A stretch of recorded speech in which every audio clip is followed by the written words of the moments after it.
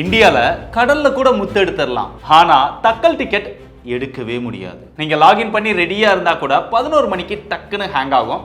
இல்ல அப்படின்னா ஆட்டோமேட்டிக்கா லாக் அவுட் ஆயிடும். எல்லாம் சரி பண்ணி திருப்பி போய் செக் பண்ணி பார்த்தா டிக்கெட்டு முடிஞ்சு போயிடும். இந்த மாதிரிலாம் உங்களுக்கும் நடந்திருக்கா இல்லையான்னு கமெண்ட்ல சொல்லுங்க. இதை பார்த்த உடனே அவ்வளோ ஃபாஸ்டா எவன் தாண்டா டிக்கெட்டை புக் பண்றீங்க அப்படின்னு கேட்க தோணும். பட் இங்க நிறைய பேர் ஃபேக்கா டிக்கெட்டை புக் பண்ணி அதை அதிக காசுக்கு வித்துடுறாங்க.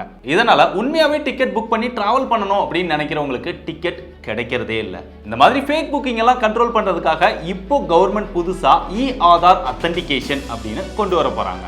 இதெல்லாம் நல்ல விஷயம் தானப்பா அப்படின்னு தோணும். சும்மா இருக்கிற டைம்ல நம்ம ஆதார் வெப்சைட் அக்சஸ் பண்ணாலே பெரும்பாலான டைம்ல லோட் ஆகாது, ஓடிபி வராது. அதுவும் 11 மணிக்கு இத்தனை பேர் டிக்கெட் புக் பண்ணும்போது ஐஆர்சிடிசி சர்வர், ஆதார் சர்வர் ரெண்டையுமே அக்சஸ் பண்ணாங்க அப்படின்னா இப்போ நடக்கிற மாதிரியே சர்வர் கிராஷ் ஆக தான் அதிக வாய்ப்பு இருக்கு. பட் இதெல்லாம் கொண்டு வரதுக்கு முன்னாடி ஐஆர்சிடிசி சர்வர், ஆதார் சர்வர் ரெண்டையுமே தேவையான அளவுக்கு அப்கிரேட் பண்ணி கொண்டு வந்தாங்க அப்படின்னா நல்லா இருக்கும்.